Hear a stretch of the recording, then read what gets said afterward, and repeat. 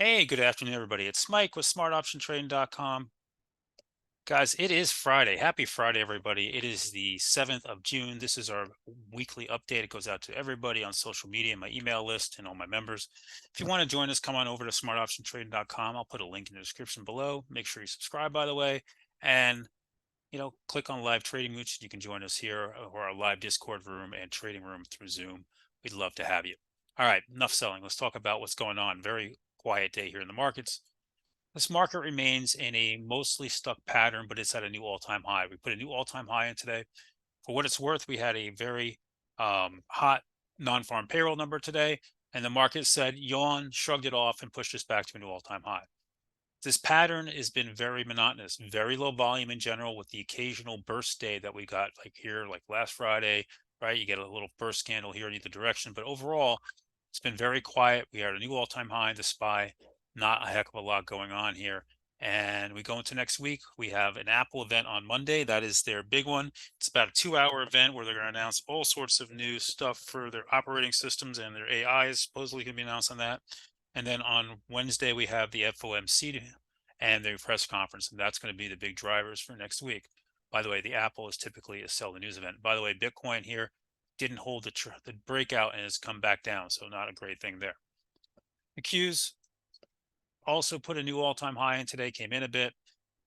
It's worth noting bonds here were looking very good and had a nasty candle today. That is not what you want to see. The VIX is saying, don't read anything into this. It's on the lows, nothing special going on here.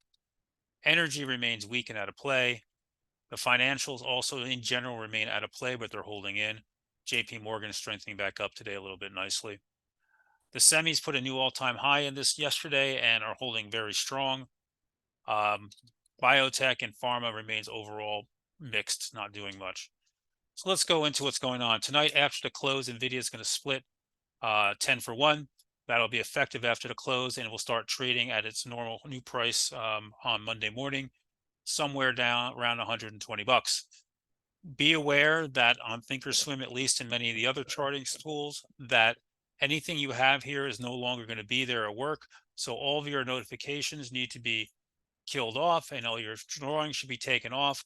And it could take most of the day, if not a full day, before everything comes back in. Sometimes they get it very quickly, other times they don't. So remove everything you have on it, take everything off. There's nothing left to see here. This is over. They're going to have a whole new chart with the new price coming in on Monday. AMD has been a tough trader, still stuck in the range. Needs to break above 170 or below 160, and so far it's not been able to do it. That said, ARM had a nice couple-day move here. Got to the 140 level. Micron put a new all-time high in yesterday, remains strong. So there's still strength in here. Apple here pushing up 199.62 is the all-time high. Wouldn't be surprised if it tried to do that during the event tomorrow on Monday and then maybe comes back in. We'll see. Meta gave a bunch of nice trades this week. Today, yesterday, Wednesday and Thursday. Today actually took a small loss on it, but a nice move up there on Meta, trying to break back above that 500 area. The whole earnings weakness brought back. Microsoft trying to push back up, couldn't hold today.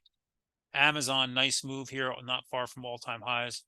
Google also back up, not far from all-time highs. You guys get the idea. The market keeps coming after the same names, and they really do want the same names. Tesla needs to break above the 100-day or break below the 50-day. It's been stuck in this wedge. Remember, on next Thursday is the big vote. It's the shareholder meeting. This is when they will vote on Elon Musk's compensation package. He owns roughly 22% of the company. His brother owns a little bit. Neither one of them can vote on that. So, we got to see how that kind of plays out there. That's going to be the big thing everybody's going to be watching as we go into next week. Outside of that, what else went on this week, guys? Was there a lot of else going on? I don't know. Oh, yeah, GME. Listen, it doesn't matter whether you're a fan of this guy or not. The truth is GME is a horrible company that no longer has a real role currently as it is in this world. Nobody goes and buys games in the stores anymore, right? Everybody downloads them. That's over. They don't sell enough hardware. People still tend to order that online and have it delivered. So, he's like, oh, I'm looking for them to rebrand. Well, okay. But, when's that going to happen? rebrand to what? That's so, I would just be very careful, unless you have a tremendous faith, I would avoid this name and stay away from these names. I don't know what they're going to do to turn this around. So with that said, I'll get some charts out to you guys on Sunday morning. I'm going to wish you guys a wonderful, wonderful weekend, and I'll catch you guys all bright and early in the room on Monday morning.